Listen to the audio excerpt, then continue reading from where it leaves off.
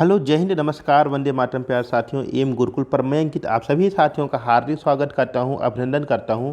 कैसे आप सभी? उम्मीद करता हूं कि आप सभी बहुत ही स्वस्थ होंगे और आप लोग बहुत ही बेहतरीन ढंग से, बहुत ही बढ़िया ढंग से अपने दशहरे पर्व का आनंद लिए होंगे। तो साथियों, आज की इस वीडियो के माध्यम से हम लोग अपने जीके जीएस के very very most important question, कुछ सिलेक्टिव क्वेश्चन, कुछ नए क्वेश्चन हम लोग इस वीडियो के माध्यम से आज देखने वाले हैं। तो आइए आज हम लोग अपनी वीडियो का शुभारंभ करें। जगत जननी माँ जगदम्बा की कृपा हम सभी पर बनी रहे। आज का अपना पहला शानदार सा क्वेश्चन क्या है? कह रहा है कि भारत का पहला हिंदी समाचार पत्र कौन सा था? ऑप्शन नंबर पहला कह रहा बंगाल गजट, ऑप्शन नंबर दूसरा कह रहा समाचार दर्पण, ऑप्शन नंबर तीसरा कह रहा उदंत मार्तंड, या ऑप्शन नंबर चौथा कह रहा जाम ए जहानुमा। तो इसमें से बताना है कि जो भारत के अंदर आपके हिंदी भाषा का पहला समाचार पत्र था उसका क्या नाम था। अगर बात करें भारत के अंदर समाचार पत्रों के विकास की, उसके शुरुआत की, तो 1780 के अंतर्गत, कब? 1780 के अंतर्गत जेम्स अगस्टस हिक्की के द्वारा दी बंगाल गजट का प्रकाशन किया गया और यहीं से यह माना जाता है कि भारत के अंदर एक समाचार पत्र का शुभारंभ सूत्रपात हुआ। अब इसके अंतर्गत क्या हुआ? जब जेम्स अगस्टस हिक्की के द्वारा द बंगाल गजट का प्रकाशन किया गया, इसके बाद अन्य कई भाषाओं में समाचार पत्रों का भी प्रकाशन हुआ। विभिन्न भाषा के अंतर्गत इसका प्रकाशन किया जाने लगा। तो उसी में पूछ रहा है कि भारत का पहला हिंदी समाचार पत्र कौन सा था, यह आपको बताना है। अगर पहले ऑप्शन की बात किया जाए बंगाल गजट, तो बंगाल गजट की अगर हम बात करते हैं तो यह 1818 के अंतर्गत यह देखने को मिलता है। इसका प्रकाशन गंगाधर भट्टाचार्य के द्वारा, और यह भारत का प्रथम अंग्रेजी समाचार पत्र था। प्रथम भारतीय अंग्रेजी समाचार पत्र के रूप में बंगाल गजट देखने को मिलता है। अगर बात करते हैं समाचार दर्पण की, तो समाचार दर्पण बांग्ला भाषा में प्रकाशित होने वाला प्रथम साप्ताहिक समाचार पत्र था, समाचार दर्पण। और अगर बात किया जाए जाम ए जहानुमा की, तो यह उर्दू भाषा के अंतर्गत प्रकाशित होने वाला पहला समाचार पत्र था, जाम ए जहानुमा।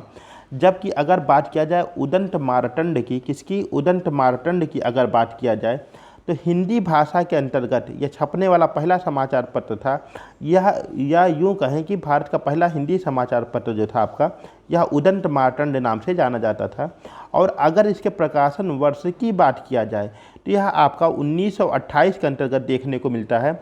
कब? आपका 1826 के अंतर्गत ये आपका देखने को मिलता है। और इसका जो प्रकाशन किया जाता है, यह किया जाता है जुगल किशोर जी के द्वारा। तो भारत का पहला हिंदी समाचार पत्र कौन सा था? उदंत मार्तंड था। प्रकाशन किस वर्ष हुआ? 1826 में हुआ। और इसका प्रकाशन किसके द्वारा किया गया? तो वे हो जाएंगे जुगल किशोर जी। चलते हम लोग अपने आज के नेक्स्ट क्वेश्चन पर। और नेक्स्ट क्वेश्चन क्या कर रहा है कि लॉर्ड मैकाले संबंधित हैं, या लॉर्ड मैकाले का संबंध निम्नलिखित में से किस क्षेत्र से है? ऑप्शन नंबर पहला करा सेना सुधार, ऑप्शन नंबर दूसरा करा आपका सती प्रथा की समाप्ति, ऑप्शन नंबर तीसरा करा अंग्रेजी शिक्षा, या ऑप्शन नंबर चौथा करा स्थायी बंदोबस्त। तो लॉर्ड मैकाले साहब का संबंध निम्नलिखित में से किस क्षेत्र से है, यह आपको बताना है। अपने आप में एक बढ़िया क्वेश्चन है यह भी। तो अगर अगर बात करें स्थायी बंदोबस्त की, तो इसे लॉर्ड कार्नवालिस संबंधित हो जाते हैं। आप भूमि सुधार देखेंगे तो उसके अंतर्गत आपको देखने को मिलेंगे, जिसके अंतर्गत आपको जो है जमींदारी प्रथा इसमें थी, आपकी दहशाला पद्धति, पंचशाला पद्धति थी। और इसी में आपका सौराष्ट्र का सिद्धांत भी देखने को मिलता। सौराष्ट्र सिद्धांत, या इसे हम लोग सनसेट लॉ के नाम से जानते हैं, वह भी देखने को मिलता था। अगर बात किया जाए सती प्रथा की समाप्ति, तो यह जो है लॉर्ड बैटिंग के द्वारा समाप्त की गई थी। जो भारत में एक कुरीति थी कि अगर किसी महिला के पति की मृत्यु हो जाती है तो उस महिला को भी अपने पति के साथ सती होना पड़ता था। इसकी अगर बात किया जाए कि इस पर रोक कौन लगा थे, तो लॉर्ड बैटिंग हो जाते हैं। जबकि अगर बात किया जाए प्रथम भारतीय कौन थे जो कि सती प्रथा का विरोध किए, तो वे हो जाते हैं राजा राम मोहन राय जी। राजा राम मोहन राय जी ने वो प्रथम व्यक्ति होते हैं, भारतीय व्यक्ति होते हैं जिन्होंने सती प्रथा का विरोध किया था। कारण क्या था कि राजा राम मोहन राय जी के बड़े भाई थे जगमोहन राय जी, और उनकी पत्नी का नाम था अलका मंजरी। जगमोहन राय जी की मृत्यु हो जाती तो उसके बाद जो है अलका मंजरी को सती होना पड़ता है। इस बात को लेकर के राजा राम मोहन राय जी विचलित थे और उन्होंने यह प्रण किया कि इस कुरीति को जो है भारत से हटाना है, मिटाना है। हालांकि प्रथम प्रयास उन्होंने किया, बाद में जो आपके जो है लॉर्ड बैटिंग वगैरह इन लोगों ने सब पूरी तरीके से रोक लगाने में सफल हुए। यहाँ बात कर रहा है लॉर्ड मैकाले की, तो लॉर्ड मैकाले का संबंध हो जाता है आपका अंग्रेजी शिक्षा से। किससे संबंधित हो जाता है? आपका अंग्रेजी शिक्षा से संबंधित हो जाता है लॉर्ड मैकाले। और लॉर्ड मैकाले का विचार था कि जो भारत में शिक्षा पद्धति है, जो भारत में शिक्षा देने का माध्यम है, वह हिंदी ना हो बल्कि उसकी जगह पर अंग्रेजी रखी जाए। तो लॉर्ड मैकाले के संबंध हो जाता है आपके अंग्रेजी भाषा से संबंधित हो जाते हैं लॉर्ड मैकाले। चलते हैं आगे हम लोग आज के अपने नेक्स्ट क्वेश्चन पर। और नेक्स्ट क्वेश्चन क्या कर रहा है? किस घटना के बाद लाला लाजपत की मृत्यु हो गई? ऑप्शन नंबर पहला करा जलियांवाला बाग हत्याकांड, ऑप्शन नंबर दूसरा करा असहयोग आंदोलन, ऑप्शन नंबर तीसरा करा चौरी चौरा कांड, ऑप्शन नंबर चौथा करा आपका साइमन कमीशन। तो निम्नलिखित में से कौन सी घटना थी जिसके बाद लाला लाजपत राय जी की मृत्यु हो गई थी? पंजाब केसरी की मृत्यु हो गई थी। अगर ऑप्शन नंबर पहले की बात किया जाए किसकी, जलियांवाला बाग हत्याकांड, तो यह होता है आपका 1919 की घटना होती है। तारीख होती है 13 अप्रैल 1919 के अंतर्गत अमृतसर के जलियांवाला नामक स्थान पर एक भारी जनसभा में गोलियां चला दी गई थी, जिससे हजारों की संख्या में बेकसूर वहां पे मारे गए थे, तो जिसे हम लोग जलियांवाला बाग हत्याकांड के नाम से जानते हैं। अगर असहयोग आंदोलन की बात किया जाए किसकी, असहयोग आंदोलन की बात किया जाए तो महात्मा गांधी जी के द्वारा शुरू किया गया था। यह किसके द्वारा? महात्मा गांधी जी के द्वारा शुरू किया गया था 1920 के अंतर्गत। कब शुरू किया गया था? 1920 के अंतर्गत। असहयोग आंदोलन और चौरी चौरा कांड आपस में बहुत एक अच्छे तरीके से जुड़े हुए हैं। अगर बात किया जाए चौरी चौरा कांड की, तो चौरी चौरा कांड होता है आपका 4 फरवरी 1922। कब होता है? 4 फरवरी 1922 को चौरी चौरा कांड होता है। और इसी चौरी चौरा कांड से दुखी होकर महात्मा गांधी क्या करते हैं कि 1922 में ही 12 फरवरी 1922 को, कब 12 फरवरी 1922 को महात्मा गांधी असहयोग आंदोलन को स्थगित कर देते हैं, कैंसिल कर देते हैं। अगर बात किया जाए साइमन कमीशन, तो साइमन कमीशन 1928 में भारत आता है। और इसका जो आने का उद्देश्य था, यह साइमन कमीशन भारत आया था भारत सरकार अधिनियम 1919 की समीक्षा करने के लिए। लेकिन होता क्या है कि इसमें जो भी आते हैं सदस्य, साइमन कमीशन जो आता है भारत, इस कमीशन के अंतर्गत जो भी सदस्य थे सभी के सभी इसमें अंग्रेज थे, सभी के सभी इसमें अंग्रेज थे, 7 सदस्य इसके। इसमें कोई भी भारतीय सदस्य नहीं था जिसका विरोध किया गया। और इसे जगह जगह पर काले झंडे दिखाए गए और इसे साइमन गो बैक के नारे लगाए गए।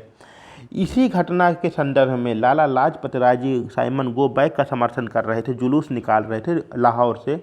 और वहीं पर पुलिस की पिटाई के द्वारा इनकी क्या होती है कि चोट आ जाती है और बाद में उनकी मृत्यु हो जाती है।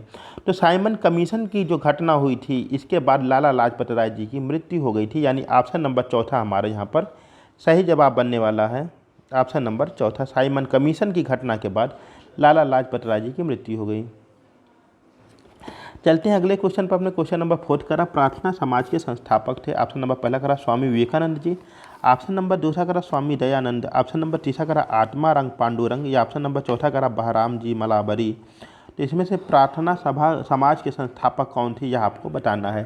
तो अगर हम बात करते हैं इसके एक एक ऑप्शन की, अगर बात किया जाए स्वामी विवेकानंद जी की, तो स्वामी विवेकानंद जी का जो इनके द्वारा एक संस्था की स्थापना की, उसका नाम था रामकृष्ण मिशन।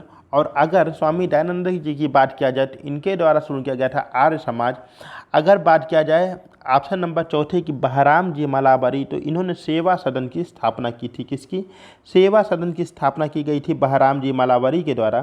तो सही जवाब क्या बन जाएगा? ऑप्शन नंबर तीसरा इसका करेक्ट आंसर बन जाएगा। यानी आत्माराम पांडुरंग के द्वारा प्रार्थना समाज की स्थापना की गई थी। ऑप्शन नंबर तीसरा will be correct answer.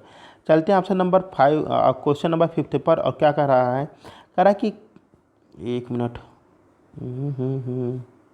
Kashmir का अकबर किसे कहा जाता है? ऑप्शन नंबर पहला कह रहा है शमसुद्दीन शाह, ऑप्शन नंबर दूसरा कह रहा है सिकंदर बुटकिश सिकन, ऑप्शन नंबर तीसरा कह रहा है हैदर शाह, या ऑप्शन नंबर चौथा कह रहा है जैनुल आबेदीन। तो कश्मीर का अकबर की संज्ञा किसे दी जाती है, यह आपको बताना है। तो देखिए, अगर कश्मीर के अकबर की बात किया जाए तो एक नाम आता है निकल कर सामने, जिसको कहते हैं जैनुल आबदीन। क्या कहते हैं? जैनुल आबदीन। इसके विचार और इसके सिद्धांत काफ़ी हद तक अकबर से संबंधित होते हैं, अकबर के जैसे होते हैं। और इसने क्या किया था कि अपने शासनकाल के दौरान कश्मीर के अंतर्गत गौ हत्या पर भी रोक लगा दिया था। इस वजह से इसे जो है कश्मीर के अकबर की संज्ञा दी जाती है। अकबर के जैसे यह भी उदारवादी एक व्यक्ति था। तो जैनुल आबदीन को कश्मीर के अकबर की संज्ञा दी जाती है। चलते हैं क्वेश्चन नंबर 6 पर। और क्वेश्चन नंबर 6 क्या करा कि समुद्र की गहराई नापते हैं। ऑप्शन नंबर पहला करा बैरोमीटर, ऑप्शन नंबर दूसरा करा सोनार, ऑप्शन नंबर तीसरा करा डायोप्टर, या ऑप्शन नंबर चौथा करा फाइडोमीटर। तो इसमें से सही जवाब क्या बनेगा यह आपको बताना है। समुद्र की गहराई किस यंत्र से नापते हैं। अगर बैरोमीटर की बात किया जाए तो इसे वायुदाब नापते हैं। क्या नापते हैं? वायुदाब नापते हैं। किससे? बैरोमीटर से। अगर सोनार की बात किया जाए तो सोनार जो पद्धति है इसके द्वारा पानी में वस्तु की स्थिति, दिशा और गति का पता किया जाता है सोनार के माध्यम से। और सोनार के अगर फुल फॉर्म की बात किया जाए तो इसका जो फुल फॉर्म हो जाता है वह हो जाता है साउंड नेविगेशन एंड रेंजिंग, इसकी फुल फॉर्म हो जाती है सोनार की। और डायोप्टर की बात करें तो डायोप्टर से जो है लेंस की क्षमता नापी जाती है। तो बचा कौन? ऑप्शन नंबर 4 हमारा बचा, यानी जो फाइडोमीटर है, फाइडोमीटर जो है समुद्र की गहराई नापी जाती है। तो ऑप्शन नंबर 4 हमारा यहाँ पे सही जवाब बन जाएगा फाइडोमीटर से। तो भैया जो समुद्र की गहराई नापते वह नापते हैं आपके फाइडोमीटर से। चलते हैं क्वेश्चन नंबर 7 पर अपने। और नेक्स्ट क्वेश्चन क्या कर रहा है? कह रहा भारतीय सब्जी शोध संस्थान कहाँ पर स्थित है। ऑप्शन नंबर पहला करा नई दिल्ली, ऑप्शन नंबर दूसरा करा मुंबई, ऑप्शन नंबर तीसरा करा वाराणसी, या ऑप्शन नंबर चौथा करा आपका कानपुर। तो भारतीय सब्जी शोध संस्थान आपका कहाँ पर देखने को मिलता है? तो संयोग की बात है कि यह आपके उत्तर प्रदेश के वाराणसी जनपद के अंतर्गत आपका भारतीय सब्जी शोध संस्थान देखने को मिलता है। तो चलते हैं अपने आज के नेक्स्ट क्वेश्चन पर। और नेक्स्ट क्वेश्चन क्या कर रहा है आपकी स्क्रीन के ऊपर है। कह रहा विश्व स्वास्थ्य दिवस कब मनाया जाता है। ऑप्शन नंबर पहला करा 7 अगस्त, ऑप्शन नंबर दूसरा करा आपका 7 अप्रैल, ऑप्शन नंबर तीसरा करा आपका 5 अक्टूबर, या ऑप्शन नंबर चौथा करा आपका 14 अप्रैल। तो विश्व स्वास्थ्य दिवस आपका कब मनाया जाता है? तो देखिए 7 अगस्त को आपको मनाया जाता है भाला फेंक दिवस, और इसी के साथ ही साथ आपका राष्ट्रीय हथकरघा दिवस मनाया जाता है आपका 7 अगस्त को। 5 अक्टूबर की बात करें तो 5 अक्टूबर आपका जो है विश्व डॉल्फिन डे के रूप में मनाया जाता है। जबकि 7 अप्रैल की बात करें तो 7 अप्रैल को आपका विश्व स्वास्थ्य दिवस के रूप में मनाया जाता है। 7 अप्रैल 1948 को ही आपके विश्व स्वास्थ्य संगठन की स्थापना की गई थी जिनेवा, स्विट्जरलैंड में। तो 7 अप्रैल को आपका विश्व स्वास्थ्य दिवस के रूप में मनाया जाता है। ठीक है, चलते हैं अगले क्वेश्चन पर। और नेक्स्ट क्वेश्चन क्या कर रहा है हमारे स्क्रीन पर है। कह रहा मानव त्वचा के रंग के लिए उत्तरदायी है। ऑप्शन नंबर पहला करा मेलेनिन, ऑप्शन नंबर दूसरा करा केसिन, ऑप्शन नंबर तीसरा करा टेनिन, या ऑप्शन नंबर चौथा करा इनमें से कोई नहीं। तो देखिए मानव त्वचा के रंग के लिए उत्तरदायी कौन है। देखिए अधिकतर क्या होता है हम लोग देखते हैं कि कोई कोई होता है वो एकदम से गोरा होता है, एकदम दूध की तरह सफ़ेद, और किसी किसी का रंग एकदम से जो है चट्ट करिया होता है बबूल की छाल जैसे। तो इसमें जो अंतर है कि कोई गोरा है, कोई काला है, कोई गेहुआ है, कोई सांवला है, कोई कम गोरा है, इसके लिए कौन सा तत्व इसमें से जिम्मेदार है। तो अगर इसकी बात करें कि इसमें सही जवाब कौन सा बन जाएगा, तो देखिए जो आपका मेलेनिन तत्व होता है, कौन सा होता है? मेलेनिन तत्व होता है। ऑप्शन नंबर पहला हमारा सही जवाब बन जाएगा। जो आपका मेलेनिन तत्व है यह आपके त्वचा के रंग के लिए उत्तरदायी होता है, इसके लिए जिम्मेदार कारक माना जाता है। केसिन की बात करें तो आप सभी जानते हैं कि जो दूध की प्रोटीन होती है उसको केसिन नाम से जानते हैं। ठीक है, चलते हैं क्वेश्चन नंबर 10 पर। और क्वेश्चन नंबर 10 कह रहा है कि किस अनुच्छेद में राष्ट्रपति पर महाभियोग का प्रावधान है। ठीक है, भारत में जैसे राष्ट्रपति है तो भारत का पहला नागरिक कौन माना जाएगा? राष्ट्रपति महोदय माने जाएंगे। तीनों सेनाओं का सर्वोच्च सेनापति कौन होता है? राष्ट्रपति महोदय होते हैं। तो किस अनुच्छेद में राष्ट्रपति महोदय पर महाभियोग का प्रावधान है यह आपको बताना है। तो अगर बात किया जाए इसके ऑप्शन की, ऑप्शन नंबर पहला क्या कर रहा है? अनुच्छेद 53। और अनुच्छेद 53 आपका बताता है कि संघ की कार्यपालिका शक्ति राष्ट्रपति में निहित है। ऑप्शन नंबर दूसरा कर आपका अनुच्छेद 56। और अनुच्छेद 56 बताता है कि राष्ट्रपति की जो पदावधि है यह कितने वर्षों की होगी, यह आपको बताता है। ऑप्शन नंबर तीसरे की बात करें अनुच्छेद 60, तो अनुच्छेद 60 बताता है आपका राष्ट्रपति महोदय का शपथ या प्रतिज्ञान, जो अपने जो है ये शपथ लेते हैं, जो अपनी ये प्रतिज्ञान लेते हैं, उसके बारे में बताता है आपका अनुच्छेद 60। और अनुच्छेद 61 की बात किया जाए, आर्टिकल नंबर 61 की बात किया जाए, तो इसमें वे सारे प्रावधान लिखे गए हैं जो राष्ट्रपति को महाभियोग की प्रक्रिया से संबंधित होते हैं। राष्ट्रपति के महाभियोग की प्रक्रिया से संबंधित होने वाले जो अनुच्छेद हैं आपके, यह आपके आर्टिकल नंबर 61 में लिखे गए हैं। चलते हैं हम लोग अपने आज के नेक्स्ट क्वेश्चन पर। और अगला क्वेश्चन क्या कर रहा है आपकी स्क्रीन के ऊपर, कह रहा किस ग्रह को भोर का तारा कहते हैं। ऑप्शन नंबर पहला करा बुध, ऑप्शन नंबर दूसरा करा शुक्र, ऑप्शन नंबर तीसरा करा बृहस्पति, ऑप्शन नंबर चौथा कह रहा है शनि। तो इसमें से किस ग्रह को भोर का तारा कहते हैं। अच्छा, इसके अन्य नाम क्या क्या हैं। तो इसको भोर का तारा कहते हैं, ठीक है। इसे सांझ का तारा कहते हैं, ठीक है।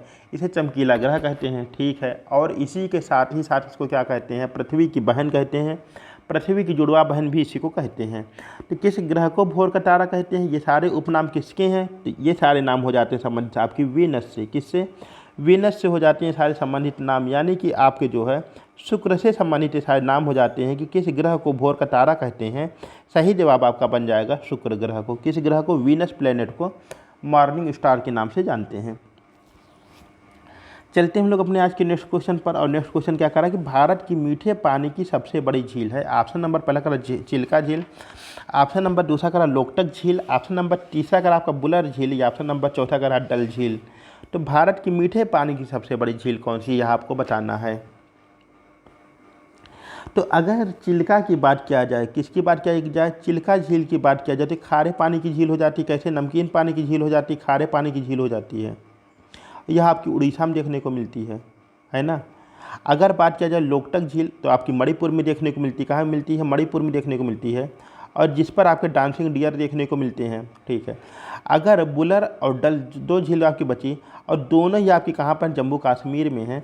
और लेकिन इसमें क्या है, जो आपकी बुलर झील है, कौन सी बुलर झील है, जब भारत की सबसे बड़ी मीठे पानी की झील के रूप में यह जानी जाती है। यानी ऑप्शन नंबर तीसरा हमारा क्या हो जाएगा, करेक्ट आंसर बन जाएगा, ठीक है। तो भारत की मीठे पानी की सबसे बड़ी झील कौन सी है, यह हो जाएगी आपकी बुलर झील, ठीक है। चलते हम लोग अपने आज के नेक्स्ट क्वेश्चन पर। और नेक्स्ट क्वेश्चन क्या कर रहा है, कह रहा है कि इराक की राजधानी है। ऑप्शन नंबर पहला कह रहा तेहरान, ऑप्शन नंबर दूसरा कह रहा कतर, ऑप्शन नंबर तीसरा कह रहा बगदाद, या ऑप्शन नंबर चौथा कह रहा आपका दुशानवे। तो इराक की राजधानी क्या होगी, यह आपको बताना है। बहुत ही अच्छा क्वेश्चन है अपने आप में।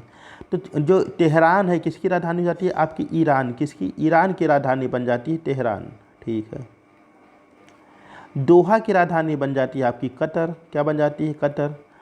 इराक की राजधानी बन जाती है बगदाद, क्या बन जाती है, बगदाद। और दुशानवे की बात किया जाए तो दुशानवे हो जाती है राजधानी किसकी, तो दुशानवे राजधानी हो जाती है तजाकिस्तान की, किसकी, तजाकिस्तान की राजधानी हो जाती है दुशानवे। तो जो सही जवाब बन जाएगा यह आपका ऑप्शन नंबर तीसरा, यानी कि जो इराक की राजधानी है यह बन जाएगी आपकी बगदाद, क्या बन जाएगी, बगदाद बन जाएगी। चलते हम लोग अपने आज के नेक्स्ट क्वेश्चन पर। और नेक्स्ट क्वेश्चन क्या करा, प्रशांत महासागर को अटलांटिक महासागर से कौन जोड़ती है। ऑप्शन नंबर पहला करा पनामा नहर, ऑप्शन नंबर दूसरा करा बैफिन की खाड़ी, ऑप्शन नंबर तीसरा करा हडसन, या ऑप्शन नंबर चौथा करा आपका फ्लोरिडा। तो प्रशांत महासागर को अटलांटिक महासागर से कौन जोड़ता है भैया, सीधा सा नाम है कौन सा, पनामा। कौन सा हो जाएगा, पनामा सही जवाब हो जाएगा। ऑप्शन नंबर पहला इसका जो है सही जवाब आपका बन जाएगा। अगर बैफिन की बात किया जाए तो बैफिन की खाड़ी को लेब्राडोर से जोड़ती है बैफिन, ठीक है। आगे चलते हडसन की बात करें तो हडसन को लेब्राडोर से जोड़ती है।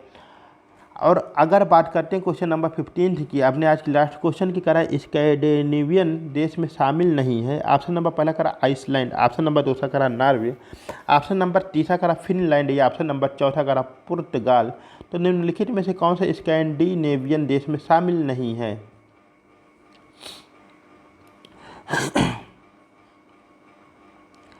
तो देखिए जो इसका सही जवाब बन जाएगा यह बन जाएगा आपका ऑप्शन नंबर चौथा पुर्तगाल, क्या बन जाएगा, पुर्तगाल बन जाएगा। अगर इसके देशों की बात करें तो आपका आइसलैंड हो गया, आपका नॉर्वे हो गया, आपका फिनलैंड हो गया, स्वीडन हो गया, और डेनमार्क, क्या हो जाएगा, स्वीडन और डेनमार्क,